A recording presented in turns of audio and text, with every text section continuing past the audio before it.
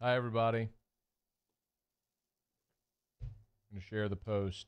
Hopefully, you'll share it as well. That'd be helpful.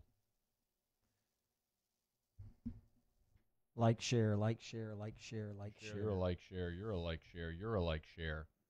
We're going to get started here momentarily.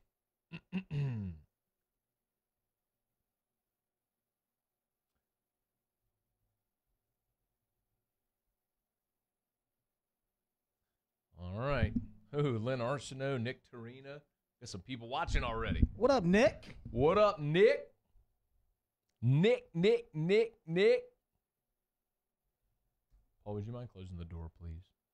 Thank you. Okay. Are you ready? Yep.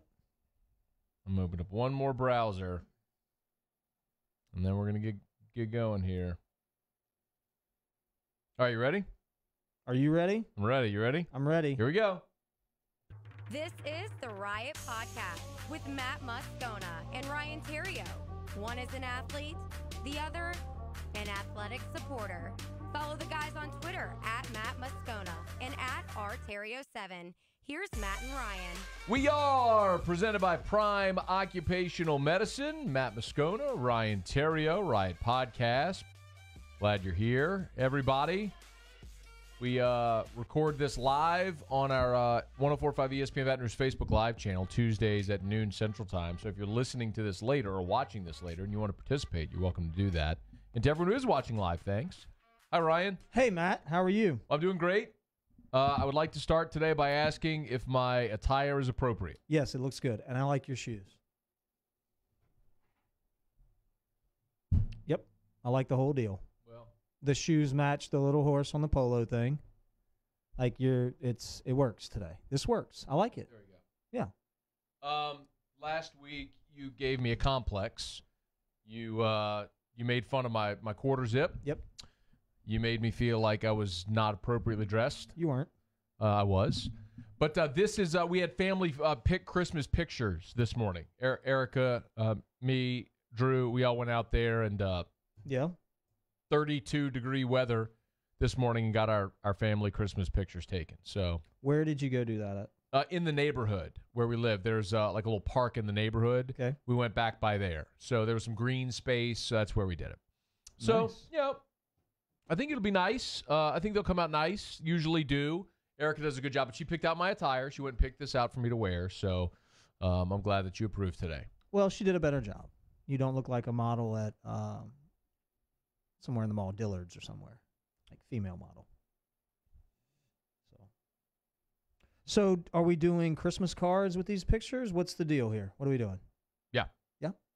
These are the Christmas card pictures, and then Erica normally gets the pictures, turns them into a canvas. You know what I mean? And then, No, I don't. well, she gets the pictures printed on a canvas. Okay. And then she hangs those in our house for the year. And then next year we'll get a new one printed and all that sort of stuff. So and then keeps them and you like a have family one and then one of Drew. Yeah. You know. So that's cool. that. Yep. We don't do that. Why not? I don't know. Maybe I feel like I should. Now you're giving me a complex. Maybe you should. I feel like I'm not a good dad and husband right now. Maybe you're not.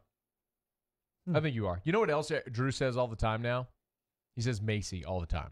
Yeah, he's good at that. He He sa- only he had says to Macy. hear it once. He says Macy's is Ryan's oldest daughter. And he likes Macy. He says Macy all the time now.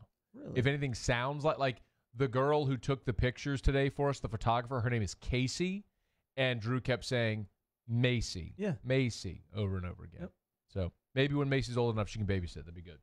She can do that now.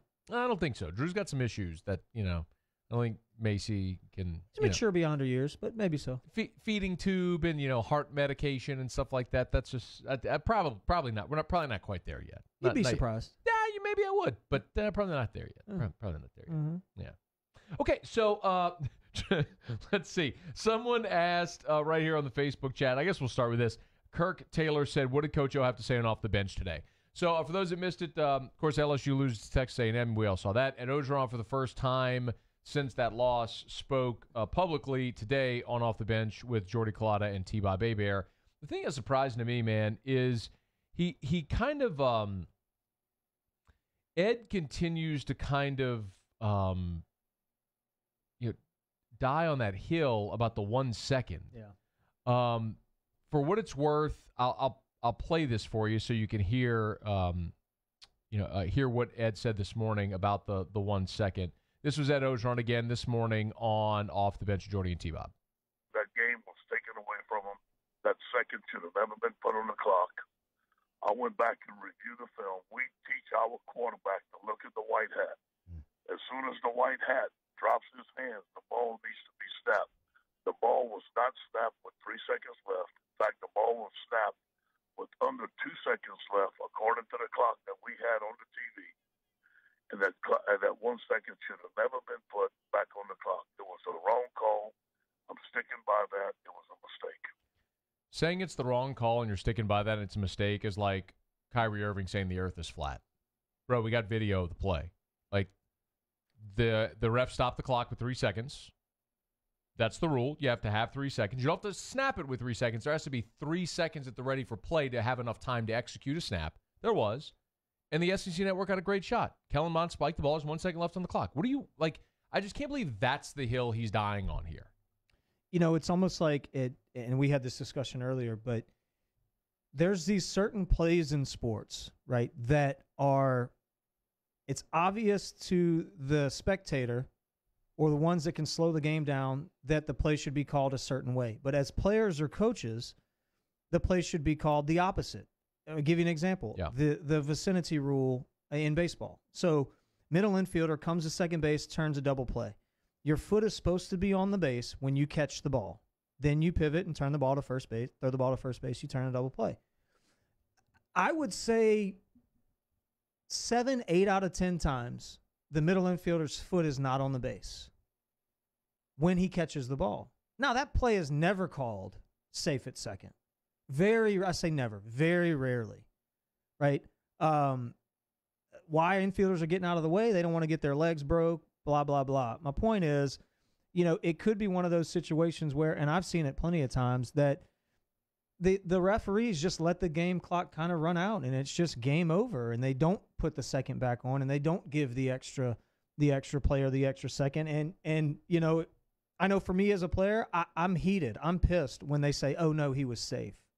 Just because I've been conditioned to think that I don't actually have to touch that base, where if you relate it back to this situation with LSU and with Ed and the LSU coaches, maybe all the coaches, you know, they've seen it happen so many times where the plays run out that they're conditioned to think that that's what's supposed to happen. And obviously, as we saw in replay, But that's why we have replay. SEC Network, yeah, I get it. But it doesn't change the fact that that's the way that they've been conditioned over the years to view this certain play. Same thing with the vicinity play. Like, I very rarely touched the base when I caught the ball. There was one time that I got called on it, and I ended up getting ejected, and I lost my mind. Brace face McGillicuddy. Brace face McGillicuddy, yeah. And it was close. It could have gone either way. And there was no replay in baseball at that time, though. There wasn't. And so now that there is, infielders need to be more aware of that. Mm-hmm. And there's replay in football, and it's obvious. There was a second left. It was the right call. Like, it was right to put a second back on. Yeah. Right? I mean, that's not hard. So, but overall, I mean, everyone has spoken their piece about this. We brought it up because someone just asked, what did Ed Ogeron say today? So he did kind of advance it. So it's worth mentioning what the coach mentioned. What was your I'll give you your opportunity, your first opportunity to speak your piece. Go. On the game itself? Anything you want to go with it. Wow. I thought there were plenty of opportunities for LSU to win the game. LSU has hung their hat on their defense. You've paid a defensive coordinator a ton of money, and he's done an amazing job. That being said, when you play to the strength over and over and over and over and over again, eventually odds are that the defense is going to let you down or not get that big stop. I think the game was lost, in my opinion, and I even said this when we were sitting there watching it. When LSU, if they had gotten one first down, the game was over, and they choose to just basically run the clock out, punt, and let the defense make a stop. I think if you're a little bit more aggressive in play calling right there and try to get a first down, it's over. It's the game. Obviously, the game's over because you get that first down. That was one scenario. The second scenario is when A&M kicked the field goal. LSU gets the ball on the 7, first and goal at the 7, and you quarterback power 3 times rather than throwing it to the end zone and your 6'7" receiver for a jump ball where there was an obvious mismatch. You could have done that 3 times. I promise he's either catching one or getting a PI, and then you're getting 1st and goal, half the distance of the goal. And like it was almost like a conservative play to put it back on our defense's plate, telling the defense to win the game. And that's all the calls aside and the things that didn't go LSU's way. You know, listen, whether the calls were right or wrong, here's my view on the whole thing. I go back to there were plenty of opportunities to win the game, and LSU didn't capitalize. Yeah. And that's to the muff punt, all the way back. You can go back and look and say, man, had this gone this way. And it was a perfect storm for A&M, man. You just knew. I just had a feeling. Once it went into OT, I just had a feeling like this is a game that A&M's going to win. You score on the last play of the game on a crazy throw to the end zone. Like, they're going to win this game. Of course, my son didn't want to hear that. The thing that was surprising to me was that Jimbo Fisher didn't go for 2 at the end of regulation. It's almost like you won the lottery and you didn't cash the ticket. I was sitting there going, please don't go for 2. Please don't go for 2. Please don't go for 2. I mean, in that moment, LSU, you've dumped Ogeron with the Gatorade. Like, you thought you won the game, and now you have to go back out there. A&M gets the second back on the clock. They throw the touchdown on the last play of the game from 19 yards out. It's like, brother, go for 2. Like, they're on their heels. This is it. I mean, you have the upper hand, and like you're over them. You got your fist raised. It's like deliver the final blow, and he's like, nah, man, let's just take it to overtime. That surprised me, man. And honestly, if not for if the catch fumble thing had gone LSU's way, it ends in the first overtime. Taking into consideration the advantage LSU had in the kicking game as well.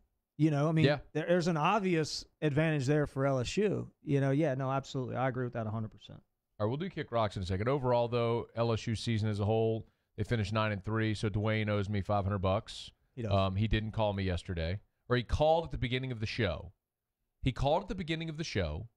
He yelled at Brian off air that he was robbed and then hung up and never called back. Does he disappear? I think so. I think he's gone. What do you think about this? I mean, you're as much a part of this as anybody. He calls on Fridays when you're here. You were the instigator. I mean, you're the idiot who was screaming 10-2 all summer, even though I know you didn't believe it. And then Dwayne hitched his wagon to you with that lunacy and damn near collected. You make a bet, you got to pay your bet. Yes, you do. Card laid's card played. I mean, he's going to have to make the bet. I don't know how we're going to collect. We might have to take a little trip down to the West Bank, get that money. I don't think he's on the West Bank. He's down at Thibodeau. Yeah, same thing. Oh, okay. Yeah, close enough. Okay. All right. I'm reading some of the comments. We are going to talk coaching carousel in a little bit. Nick asked, any truth to Oklahoma and USC coming after Dave Aranda? Would they inquire? Sure. They should. Yeah. I mean, if you're Oklahoma and you got Lincoln Riley and the one thing you don't have is a competent defense, wouldn't you go try to get the best defensive coordinator in football? If you're Southern Cal, if you're Clay Helton right now, wouldn't you try to bring Dave Aranda to the West Coast? I just don't think Dave Aranda's leaving LSU for a coordinator position. No. I'll stand to this, man. I think there are two ways he will leave LSU: to become a college football head coach or to become an NFL defensive coordinator. I think that's it. Now, when the NFL season ends in February, or late January, I guess the regular season would end beginning of January, but would he at that point consider a jump to the NFL to be a coordinator? Don't know. Mm-hmm. But I don't think there's a college job that's coming open that he would covet. Because can we agree, like, Dave Aranda wouldn't leave LSU to go be the head coach at Western Kentucky for $1.5 million. You know what I mean? No, and I don't think it's a financial thing, really.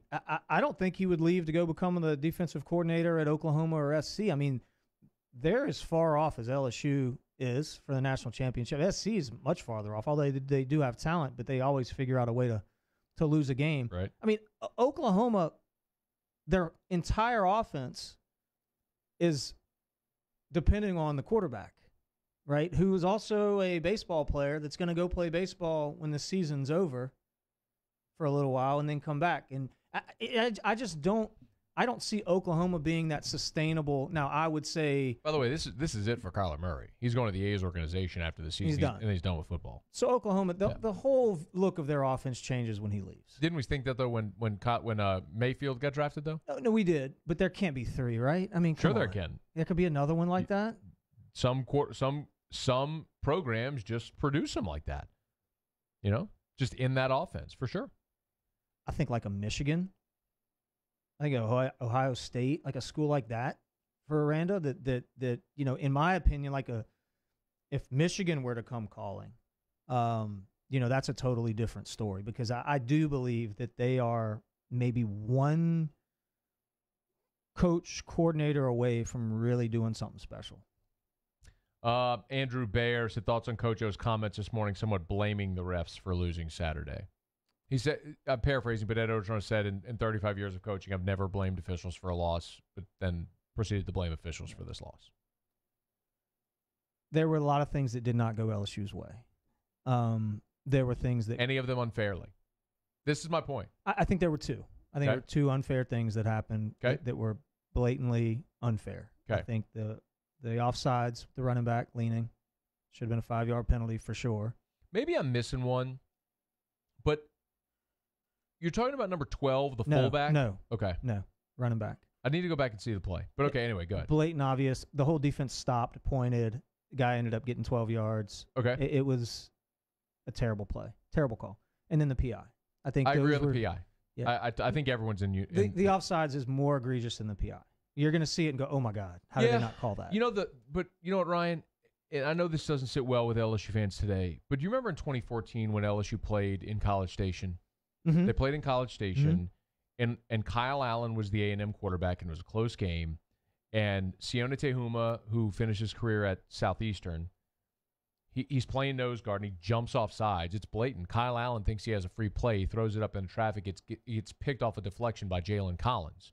The refs never called the offsides. I mean, it was as blatant can be. Like, A&M should have gotten 5 yards in a play. Instead, the game ended right there. Like, refs miss some. I mean, I hate to say it. Like, it sucks, but they do. But only whenever you're bitching about a loss do you start to really magnify those things when they don't go your way. I'm not saying it's excusable to miss a blatant false start, but it happens. I mean, refs do miss calls. The ones that, but the ones that people are complaining about today and have been complaining about, Mond's knee. Mond's knee was down. It was down. The 1 second. He had a second. During the game, it was the yellow line, but we learned the yellow line was off. So I think just in the moment, and tell me if this makes sense. Like, in the moment, you're watching this, right? And you go, okay, Delpit gets the pick. It's over, celebrate. And now, oh, wait, his knee was down? And so now you feel like, oh, crap, they're going to do it to us, right? Mm-hmm. And then it's the 4th and 18, and they convert, and you see the yellow line, and now you go, wait a minute, he didn't get the yellow line. But it's like, but now you go back in hindsight, and you go, okay, well, his knee was down, and he did get the first down. And there was a second, and the formation was legal. All the things in your mind that in the moment you're building up as your case, like they're screwing us time and time again, all of them actually ended up being good calls. I'm not sure that the formation was legal. It was legal. The picture that we have, the one up top, it doesn't have one from the side view. There or is do you one have from, a side there view? is one from the side. I couldn't really tell.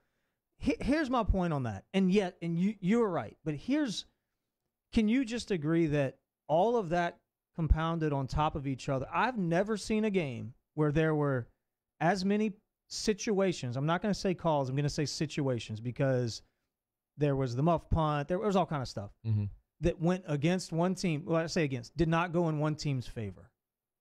It just seemed like every single thing that could have gone in LSU's favor, they could have called the guy down, Mon down, right when he picked the ball up, and the game's over right there. It wouldn't be over, but they would have. They're scrambling. There's a 10-second runoff that put it at 26 seconds.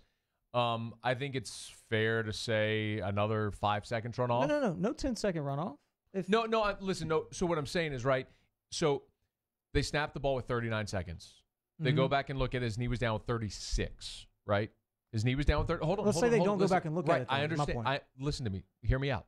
His knee's down 36 seconds. Then a 10-second runoff. So it's 26. Okay. Okay. So essentially, another 10 seconds. Assume like Mon's knee, they blow the whistle. how long does it take for everybody to get back downfield and to get them set for another play? 10, 12 seconds Okay, maybe? so they had a 10-second runoff. Let's say it's another 2. So instead of 26, there should have been 24 seconds. But on top of that, they also effectively got another timeout because while they reviewed it, they put another play in. Right. I mean, there's no question that went like the refs missing that in real time essentially gave A&M another timeout. Sure. It cost them 10 seconds, but okay. Yeah. You know, that's an even trade-off. I'm with you on all that. Circumstantially, it's odd, but the what I object to is the feeling that LSU got screwed. The refs were out to get them. That they missed calls. I mean, they got the calls right eventually. I mean, there were missed calls that we just talked about. There was a couple calls that were the PI is an obvious missed call, although it's subjective. It's still a subjective call. Although subjective. But I agree with you. That's one I don't think you throw that flag right there. The offsides is not a subjective call. The guy was offsides. There's no doubt about it. Or false start. False start. Absolutely. That's 5 yards. And, you know, one thing we didn't talk about either was the pick that Delpit dropped. Yeah. Dude. I mean, right in the breadbasket. And that was on, and a lot of people have missed this, but that's very true. Yep. That was on A&M's final drive before the knee down. I mean, Delpit was going to the ground, but it hit him right in the 9. I mean, game over. Catch the ball, game over. Look, Jerry Martin on Facebook says, refs do miss calls. You have 60 minutes to take the refs out of the decision. It's true. That's very true.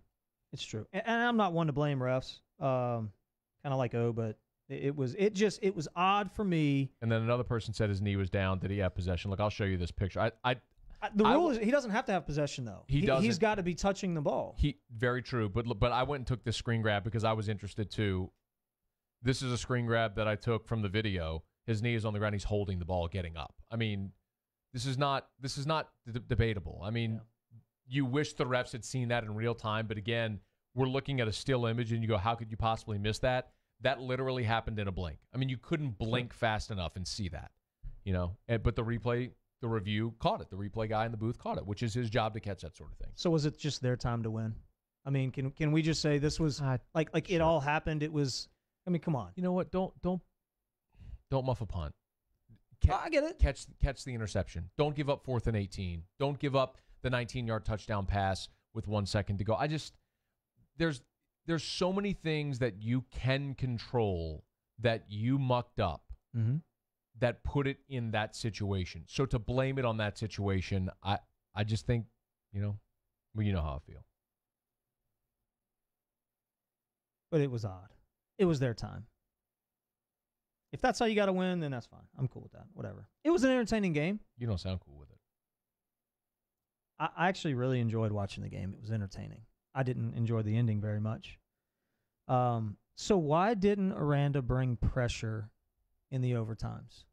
I think that is a very fair question to ask. And in my opinion, I get what they were doing, right? So like if you think of it like this, in overtime, if you're in a situation, so look at the first overtime, for example. LSU gets the ball first, they kick a field goal. Now A&M's got the ball. If A&M scores a touchdown, it's over. Yeah, can't bring pressure there. The game is over. Right. Okay? So the thing you can't have happen in this situation is you've got Kerry Vincent manned up on Rogers, the kid 13 who caught everything at the end, it seemed. And Kerry Vincent slips or bites on an inside move, and then you give up the touchdown in man coverage, and the game's over. You can't have that happen. So you've got to drop into coverage. You'll give them a 7-yard run. What you can't give up is the touchdown pass. So I kind of get it in that situation because the risk is not worth the potential, negative effect if it doesn't work. Right. So I do get it, but I also think it's a fair criticism that in other spots, for example, when A&M in the overtime periods where A&M had the ball first, why not pressure, try to force a negative play? And they didn't do it. It seemed like the second half when Mon got off his spot, when his feet got moved a little bit, everything just got messed up. The timing of the route was messed up. And he started the second half 0 for 7. Yeah, and they were bringing pressure. I mean, since when has our DBs, now I realize there were some injuries and the linebackers and safety, like all that was all messed up, but since when have we been a drop back in zone defense? Never. Like, it's been a man in your face. LSU is playing man on the outside, period. Yeah, they missed Christian Fulton, too. They missed him. You didn't have Fulton, and you didn't have Kelvin Joseph. So And then Phillips is out, and then, Well, that was in the fourth overtime. And then in the fourth overtime is when he got ejected for targeting. And then in the fifth overtime, Rashard Lawrence and Michael Divinity collided. Yeah. I'm not laughing. It's sort of just the unbelievable sequence of circumstances that happened. Anyway. All right, whatever. Let's do Kick Rocks. It's now time to Kick Rocks with Ryan Terrio. Kick rock. Kick Rocks. NBA can kick rocks because they're so dang sensitive. What are you looking at? Kick Rocks. As a matter of fact, the NFL can kick rocks too. We've got rocks. You know what to do. In that case, then Matt's going to have to kick rocks. Now let's see if Ryan Terrio actually prepared for this week's segment. I'm going to tell myself to kick rocks. Get on down the road and kick rocks. Hey, can I give a hug first? I like it when you do that. I want to give a hug first. Okay. Hey, Paul, can you come to this camera that shows everything on your side? This camera behind us? Okay, the TV on the far right over there, that's CST, and they're showing a replay of the Catholic Rumble game from Friday. So I want to give a big hug to Cox Sports Television for showing a replay of Kelly High! Bears are going back to the Dome, bro! How you like it now? That's 3 Dome appearances in 4 years, going for our 3rd state title, 2nd in a row. Yeah, but they're not playing anybody. They don't even play the good schools. Yeah, Rummel, right? John Curtis, yeah, they stink. St. Aug, no biggie. Are they playing John Curtis again? In the finals, yeah. Oh, gosh. Beat them last year, man. Oh, gosh. Revenge. They're on the revenge tour, similar to Michigan. You're on the... And how did that end for them? How'd that work out? How'd that end when they get to the finale?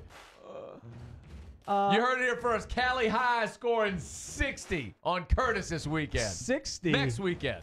60 You in oughta- the Dome. You ought to double or nothing Dwayne's bet. On what? On that. Double or nothing. No, I'm good. I'll take my $5. I'm not betting on children. Forget that, man. College athletes is one thing. Children? Sure. No. Don't bet on I'm children. not betting on 15-year-olds. No, thank you. No. I want to give a hug, too. All right. I'm going to give a hug to the Oklahoma State basketball team. Amen. Thought it was extremely classy. If you missed it, they wore Sims 44 on the back of their warm-ups pregame before they played LSU. Yeah, that was really, really awesome. A gesture that they did not have to do, and they did it. Good on you, Cowboys. Very cool.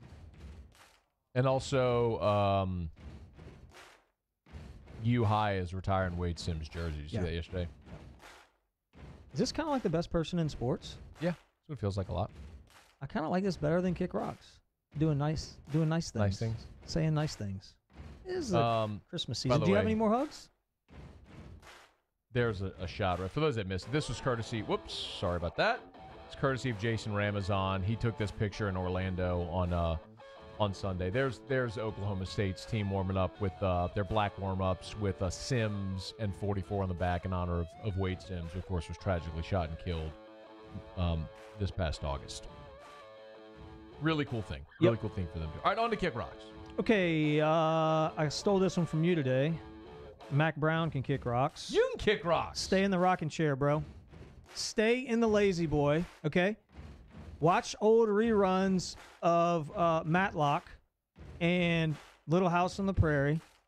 Don't go ruin a program. You already did it to Texas. It's taken them 5-7 years to get back on their feet. All they had to do was get the best coach in college football to go over there, and now they're finally back. Okay? Stay off of them. UNC. What did you just say? UNC. No. What did you just say? Well, they went and got the best coach in college football. Yo, dog. What did you just say? What? I mean, you trying to cause a fracas. A what? A fracas. What A does that- fracas? A what- fracas. What does A that fracas. mean? Oh, you don't think he's... I mean, you out here saying Texas went and got the best coach in They college did. football. They went and got him. You know I am not allowed to say anything about Texas or their coach Why not? because of what people think I feel about them and him. He's really good. He's a good coach. Good young coach. Done some great things. What if they win the Big 12 this weekend? Just telling you right now, he's done some great things. I think they will win the Big 12. You think they beat Oklahoma again? Oh, listen to me. Oklahoma's got a really good offense. Oklahoma's defense is absolutely terrible. The worst. I mean, it is The not worst. even close. You're right. And you got to stop one guy. Anyway, North Carolina can kick rocks for hiring Mac Brown. I realize you guys are a basketball school, and you have a decent baseball program too. But if your goal is to totally ruin your football program, then that was a good hire. If you're trying to resurrect your football program, that was probably the worst hire you could have made, is hiring Mac Brown off his lazy boy. Hasn't coached in 5 years. He's been doing commentary, and he does a good job on TV. Like, just stay on TV. I agree with you. What are you making, 500, 600K probably? I don't know. He's probably making cake. He does a good job. Good on TV. You don't have to recruit. Not as much travel. But what are we doing? Isn't just there something to be said for these guys that are lifers that just it's never out of their blood? Yeah, go coach a high school Look team. at Les. or a Look at middle school Les team. going to Kansas. Les is younger than Mac Brown. Les is 65. Mac Brown 67. There you go. He's 2 years younger. Who cares? I care, and I like Les. Look, the bottom line is some of these guys, and the flip side of it is a guy like Gene Chizik or Bob Stoops who they just tap out. They're done. You know? Auburn can kick rocks You can kick rocks. for buying out a $34 million contract and admitting defeat. Well, they haven't done that yet. They're going to. I think Malzahn's a pretty good Wait, coach. do you think Gus Malzahn's gone? Yeah, I do. You want to bet? No, I don't. I'm not a bettor, really. Well, then let's have a wager. You have to bet money. Let's have like some kind of friendly wager. Okay. I mean, what do you want to do? I don't know. We'll think about it. Because Gus Malzahn's going to be back next year. The AD has said Gus Malzahn will be our coach next year. Gus Malzahn says I will be here next year. Like, Well, of course he did. Nick Saban said he was not going to the University of Alabama. and that's one instance where it bites you. Those are very, very few and far between when you speak in absolutes. But and that's 11 years ago. Give me another one since. Baker Mayfield can kick rocks. So that's my point, is you pointed out the exception, not the rule. This wasn't a vote of confidence. This was a definitive statement, an absolute statement saying he will be our coach next year. So I think Gus Malzahn's going to be back. Now, I think boosters want him gone, but I think the president and the AD both want Malzahn back, and so he's going to be back because they're the ones who make the decision. Not really. Once the boosters stop writing the checks, Yeah, we'll see. they start making the decisions. We'll see. Baker Mayfield can kick rocks. I thought it was extremely childish the way he treated his former coach, and then the way that he responded via social media and media about Hugh Jackson. I thought was pretty childish. I really like Baker Mayfield. I think he's going to be a great player. I love his edge. I love the fact that he's honest. Yeah, you do. I don't like the way he treated that whole situation. I mean, what's he expect the guy to do, right? I mean, he has an opportunity to go over there, coach again. I mean, come on, man. I felt like that was a childish way of handling that. So, Is it my turn? yeah. Oh, whiny fans who blame refs for losing. You can kick rocks. I don't like that one. Shocked.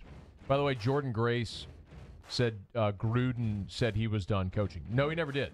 He always said, you never say never. That was always his day. He always left the door open to coming back. That was why there was always so much conversation around Gruden, because he would never completely stamp it out.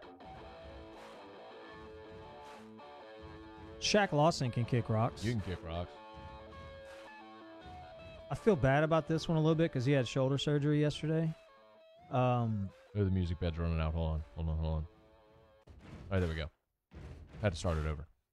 When you're a defensive end, first pick, monster. Yeah. Three and some change. Yeah. Freak show. And you let a running back punk you like that? I mean, Leonard threw some hands at him, number one. Yeah. And then they got tangled up. Yeah. And when they got tangled up, it was like, okay, who really wants this more? It wasn't a fight at that point.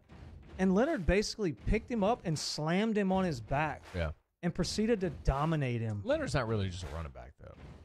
Okay, what is he, 240, 250? 6'1", 240, like Okay. 5% body fat, bro. I get it, but Lawson probably outweighs him by 70 pounds, 60 pounds. And he's probably 3 or 4 inches taller. Arms are longer, muscles are bigger, bones are bigger. Leonard dominated him. Technique, bro.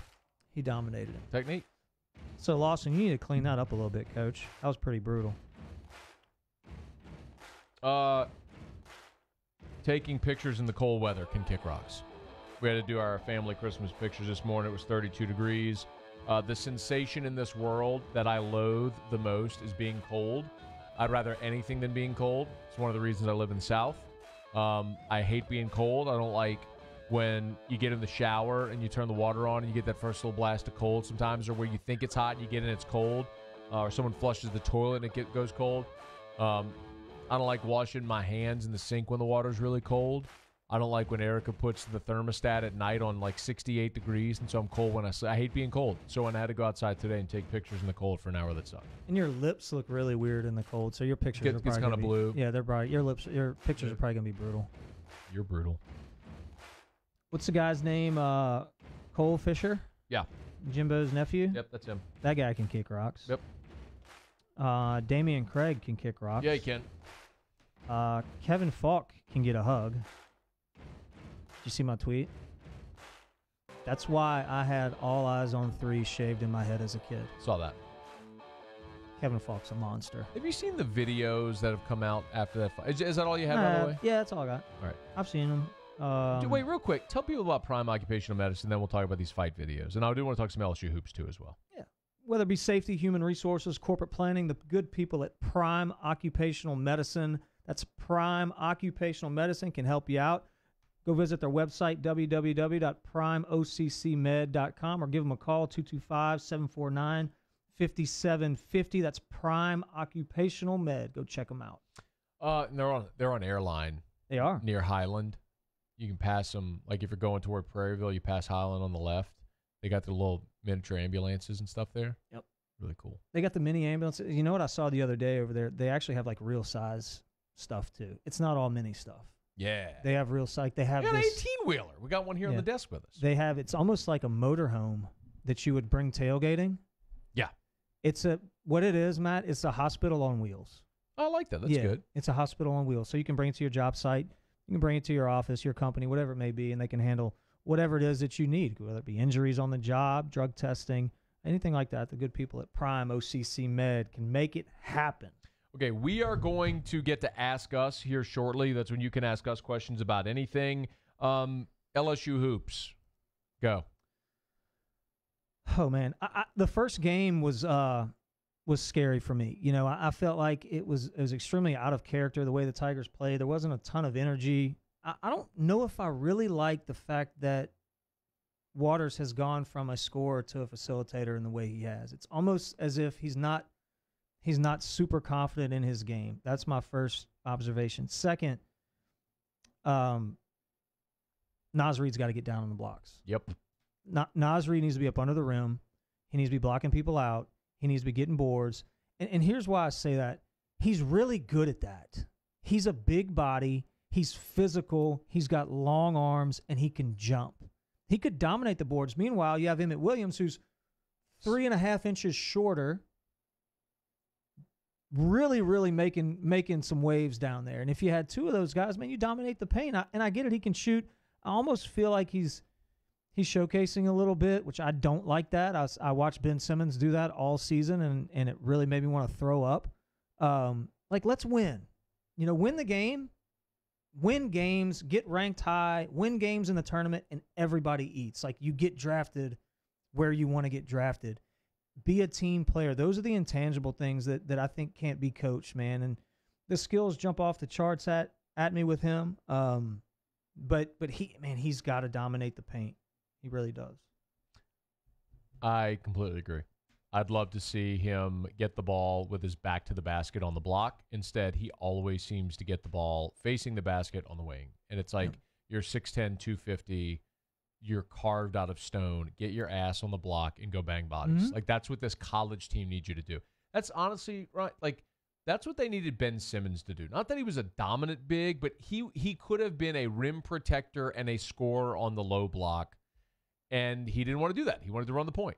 And that team needed a physical presence down low, and he could have been it and just didn't want to be it. I'm more okay with Ben Simmons bringing the ball up the floor, with Ben Simmons trying to take you off the dribble. No question. He's got better handle. No Naz question.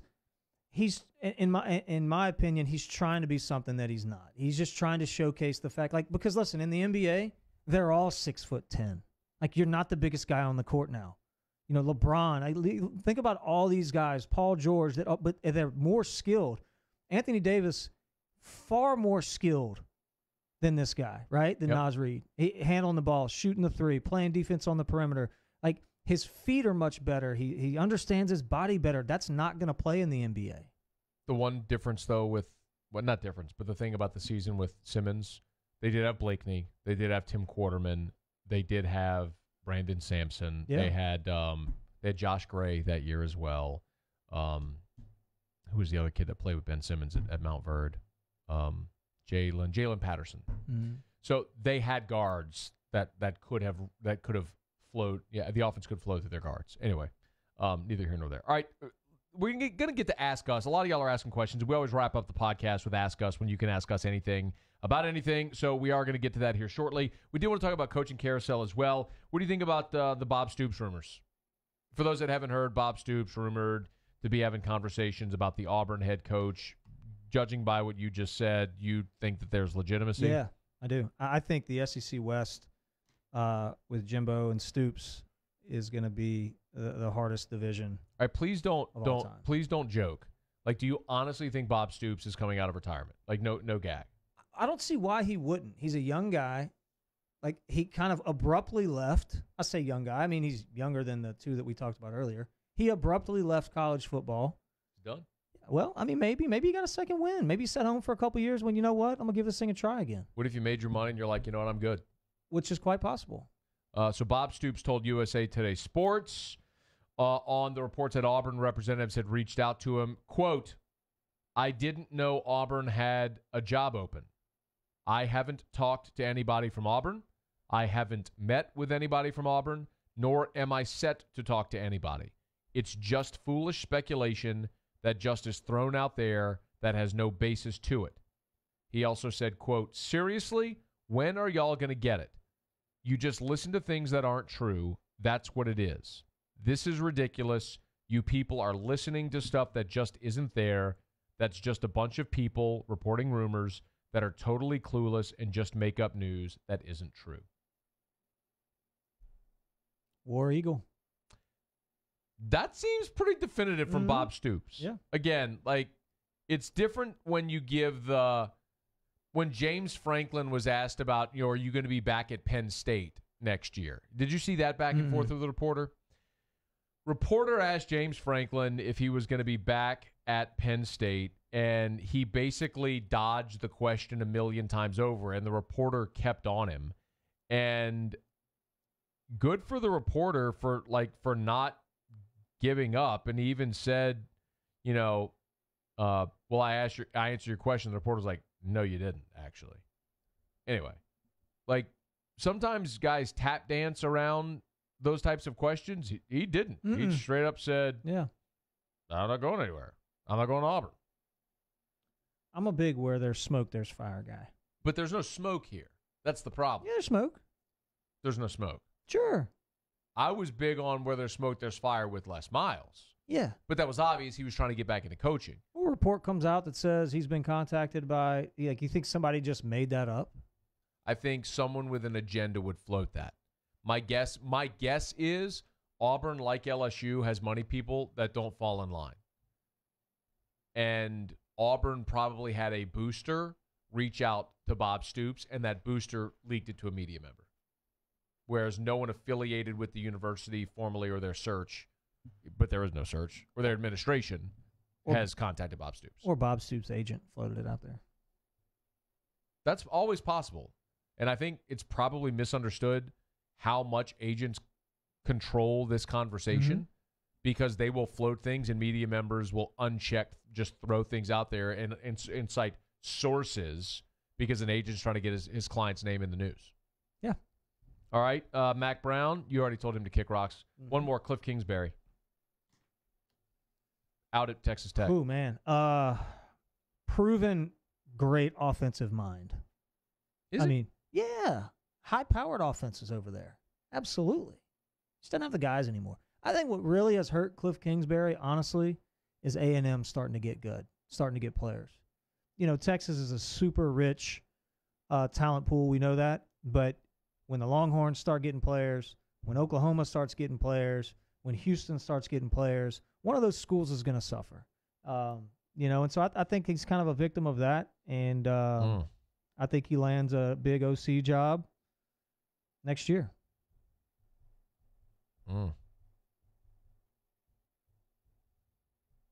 What do you think? Here's his win totals. 8, 4, 7, 5, 6, 5. He's not a good coach. He's not a good head coach. He's not a good coach. He's a good head coach. He's a good offensive coach. And I don't think you can run that offense and consistently win. So, I don't like it. So what does he do? I think he wants to be head coach again, but I think before he gets an opportunity to do that, it'd probably go be an offensive coordinator or go to the NFL.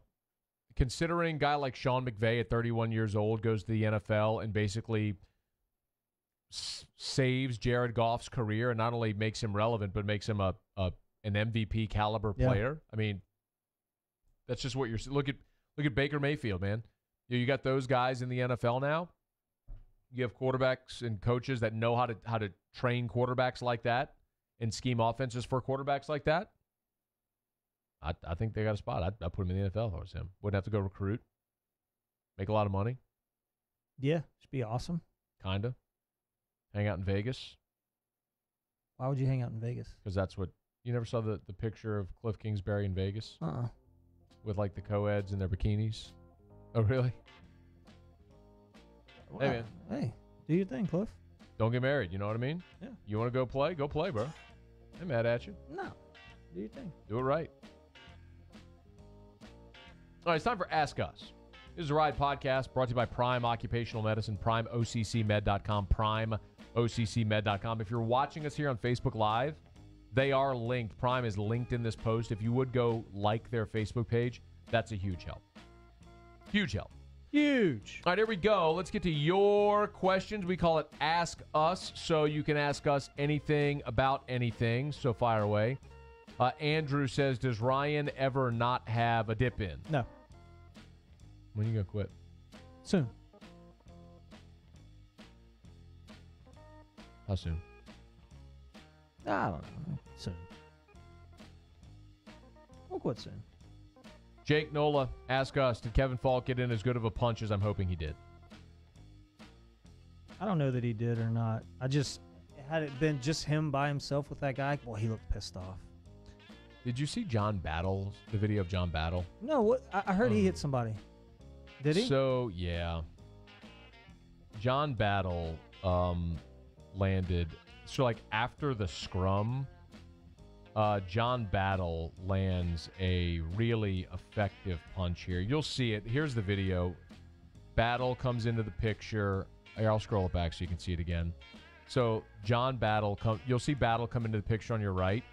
And that's Kevin Falk there as well. And Battle catches him right on the chin. One. Yeah, that was a good Battle one. got him. And here's the other thing. Watch the girl on the left side of the screen. For those watching us, there's a girl in the middle. Is that Rohan? Her mouth is wide open. So something real is going on there. She can't play. There's Tommy Robinson as well. And Battle comes right across that kid's face. So that was clearly Falk and Cole Fisher scrapping. John Battle saw it going down and said, I'm gonna take care of this right now. And he cracks him on the jaw. Good for John Battle. Love that. Would love to know what preceded all of that. The other video, and again, this is courtesy of Brent Zwerneman. The other video, What'd you just say? Brent Zwerneman, Houston Chronicle. So this is the other video. You look on the left side of the screen, and what you'll see is the red shirt, and that's Cole Fisher, top left. Mm-hmm. And now Steve Cragthorpe comes to him, and he's just sort of one arm kind of shoves Cragthorpe. If that's all it was, that's a really bad look for Steve Cragthorpe. And then this is when the scrum begins, what we just saw. So, and for those listening and not watching, you can see this. Just go to Brent Zwerneman's Twitter account. You can see the video, or most anywhere on Twitter. Anyway, point is, like, that wasn't a malicious punch, push, anything. That was just a light one arm, like, stay away from me. That can't be everything to it. Because if that's it, then that's a really bad look for Steve Kragthorpe, and I just don't believe that that's Steve Kragthorpe's MO. You know what I mean? That can't be it. There had to have been something else. I kind of hope there is. Do you something have the else. video of Craig running across the field and all that? That Have you hasn't seen it? surfaced yet. No, I haven't. But apparently they have that, right? They should. I mean, it was immediate as the game went final. Benton Troxclair asked us, y'all seen that Johnny Jones and Texas Southern upset ranked Oregon and Eugene? No. Them either. Ask us, should they change overtime rule and move back 10 yards after each overtime period? No, I liked it the way it was. I hate it the way it is. That was great. It doesn't matter that it's fun. The problem I have is that it's not football. You play 60 minutes of football, and then you go play a controlled exhibition with no clock and no special teams from 25 yards out. That's like in basketball saying, all right, we just played 48 minutes. Now let's play 3-on-3 half court, make it, take it, call your own fouls to determine the winner. I like penalty kicks. Which is stupid. Yeah. Or a shootout in hockey, which is stupid. Yeah, I love a shootout in hockey. Right. It's fun. It's exciting. It is. That's not how you should determine the winner of a game that you played for an hour. It makes it fun. No, it's I think you should do a field goal kickoff. You're stupid. Chad Arnold, are we going to the Fiesta Bowl? I don't know. Is that where they get the PlayStations? Yeah. Yeah, I hope they go there. They get the PlayStations. I think so. For what it's worth, what you need to cheer for this weekend, you need Ohio State to win. And you really need Oklahoma to win, but to have Ohio State get in the playoff instead of Oklahoma. Because in that case, Oklahoma goes to the Sugar Bowl and Texas then is out. That leaves in that large spot, which LSU would likely claim. If Oklahoma doesn't go, who goes? So if Oklahoma doesn't go to the playoff, So you got Bama, Notre Dame, Clemson, then either Ohio State or Georgia. Like Ohio State goes. If Georgia beats that beats messes Bama, everything up. if Georgia beats Bama, then I think Bama still goes, Yeah. but Georgia goes as well. That messes everything up. Yeah. I think Ohio State wins. Or if they don't win, poor Urban. Oh, goodness. Yeah, I think Ohio State will win, Yeah. but if Ohio State wins, do they get in the playoff? I don't think that's necessarily determined. I think Oklahoma probably is the better shot. Oklahoma has Oklahoma has one loss to Texas in a close game. Ohio State got blown out at Purdue. They did. And Oklahoma has a chance this weekend to avenge its only loss, whereas Ohio State is playing a 4-loss Northwestern team. Ohio State's got a really good win. And they just got a really big win, for sure. All right, Jimbo's nephew is the drunk guy in the corner of the bar that stares at people until they stare back. That's pretty good. Let's see. Getting to your questions. Sorry. What does Ryan think about people saying LSU should leave the SEC? I think that's the stupidest thing I've ever heard in my life. That is the stupidest That thing is I've ever so stupid. Why do people keep saying that? Because they're dumb. They don't realize what they're saying. They're stupid. They're emotional and pissed. Elaborate. Why would you leave the best conference in college football? This conference, people would die to get into the SEC, number one. Number two, this conference allows you to lose a few games like we just did in conference and still be knocking on the door for the playoff. Yeah. True. I mean, come on. Why would you want to leave that? SEC West, yeah, it's a gauntlet. It's tough. But, I mean, that's where you want to be. Win some games. You can even lose a game or two, and you still got a shot. You saw it happen when we won the Natty. That's dumb. You know the comparison I've given? It's like people... Okay, so, like, we live in the United States of America. We do. The richest, greatest country in the history of civilization, right? Mm-hmm. There's never been a superpower greater than the United States of America. Never. That's like saying... I really hate that the legal drinking age is 21, so I'm going to go move to Cuba. That's pretty good. You know what I mean? It's like, you want to go to the Pac-12? Wait, you want to go to the Big 12? Which, by the way, has an unequal rev share among its teams and damn near fell apart at the last round of realignment. Two of their teams came into your conference, but you want to go there? Yeah. Because you feel like the refs don't treat you fairly? Or because you don't get to play night games all the time? Like Crimea River. Like you're complaining because you get the wrong milk in your chai latte? Kick rocks, clown. What are you talking about? That's stupid. It's really stupid. It is stupid. It's the dumbest. Like, people who say leave the SEC, you're stupid. Stupid. You are really... You look in the mirror and look how stupid you are. Stupid. Look how dumb your face looks. Trivia, ask us, would Bob Stoops be a good hire for LSU? Bob Stoops is an awesome coach. I mean, a really, really, really good coach. Bob Stoops just had enough. He don't want to coach anymore. Ask us, is Ensminger the OC next season? I don't know, man. I think Steve, if he wants to be, is definitely on staff. I think Steve's a heck of a coach. I really do. And brings a lot to the table, and he's been there for a long time. And, I'm not sure what capacity or. Boy, you were tap dancing all around this one. Would you just answer the question? Is Steve Ensminger the OC next year? I don't think so. Joshua Harding, ask us. What do you think? I don't know. Maybe he's a really good coach, and You just tap dancing around the question. Ask us, what was Ryan's opinion of Matt's pullover? Is it better? It is better. Good. It's a lot better. I like it. Ask Ryan, seen any ducks yet? I saw a couple ducks yesterday at traction. I sure did. Oh, the bet, if Ryan loses, he has to quit dipping. No. You got to want it. You have to. You got to have it on your mind. Brandon Hagan, ask us, Terrio, how has the hunting been so far this year for you? And takes on which freshman makes biggest impact on the baseball team this year? Hunting has been not productive, but we've seen some animals, so that's good. Just being out there is important to me and fun. The freshman with the most impact is going to be Drew Bianco. Interesting. Where's he going to play? Third? Second base. Second base. Where's he going to hit? Second. Wow. Okay. And then where does Gavin Dugas is a freshman that can really play. Where does Duplantis go in the lineup?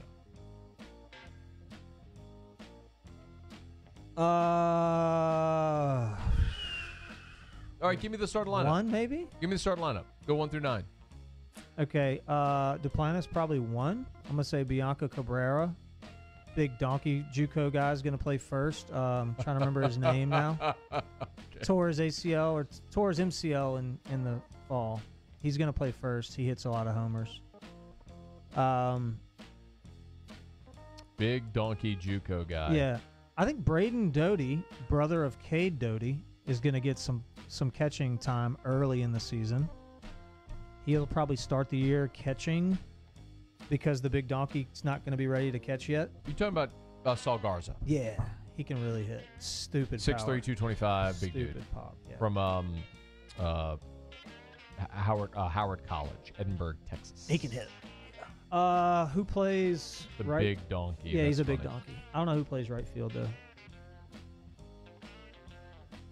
Are you done? Yeah, I'm done.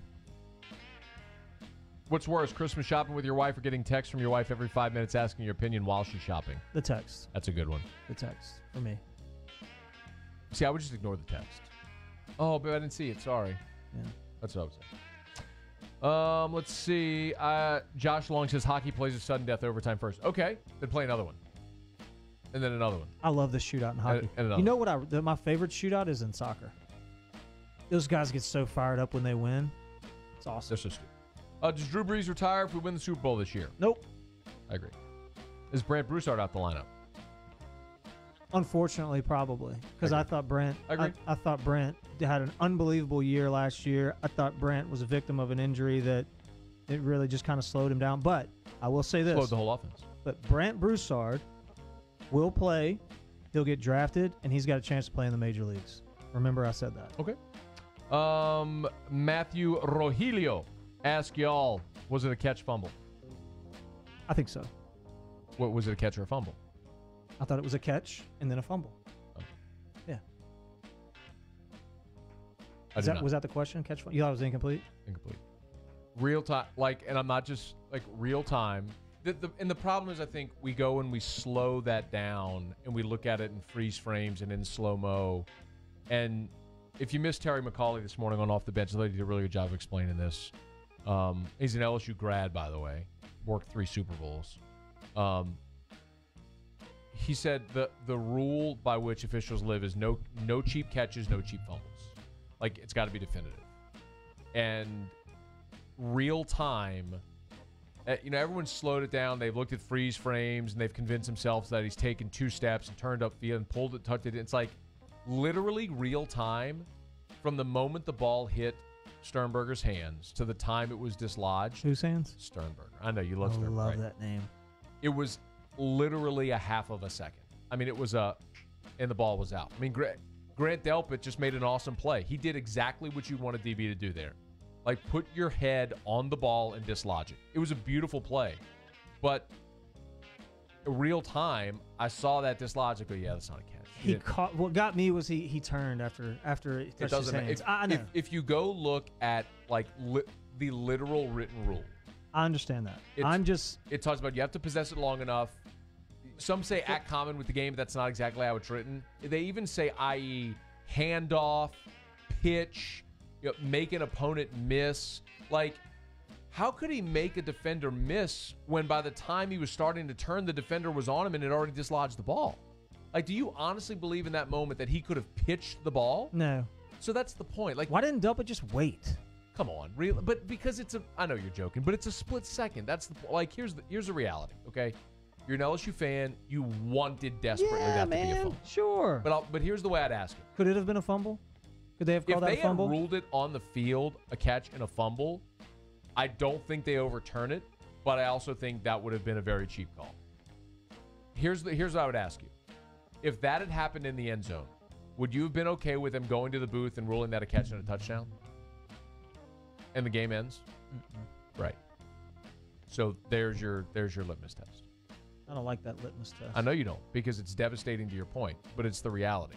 And this is why people don't like me, because people want me just to be a yes man and say that LSU got screwed. But the reality is, if you actually look at it, nobody got screwed. You had a bunch of chances to make plays, you didn't make them. So you're 9-3. I won $500 off Dwayne, provided he pays up at some point. You think he pays up? Nope. Prime Occupational Medicine, primeoccmed.com, primeoccmed.com, 749-5750, 749-5750. What other good things do you have to say about Prime Occupational Medicine? A ton of good things to say about Prime. Well, tell me some more good things. If you have a company, if you're a business owner. I do. Right? I am a business owner. Let's say you're a business owner. I am one. I'm a business owner. Employee gets hurt on the job. Yep. You don't want to send them to physical therapy. It'll No cost way. you a ton of money. You don't want to go through insurance. Go through Prime. Oh, really? You can actually hire Prime. They can be your medical provider. They take care of all of it. No way. Absolutely. They have doctors on staff, physical therapy, whole deal. Oh, wow. Yeah, Prime does that. Corporate planning, human resources, safety. What does that mean? Corporate planning? Yeah. Oh, man, they plan the corporates. That's what they do. You kidding me? That's easy. Tons of humans for resources. They do it all. Safety, Prime Medical. www.primeoccmed.com. They plan the corporates. They plan the corporates. They plan the corporates. Pretty self-explanatory. Oh, man, that's funny. PrimeOCCMed.com. We do appreciate Prime Occupational Med. That's so good. They plan the corporates. Yep. They do have on-site services available. To find out more about their providers and all the services they offer and how they differentiate, you can log on to PrimeOCCMed.com. PrimeOCCMed. Planning corporates. We're done. Thanks for watching. We'll see you next time. You like that one?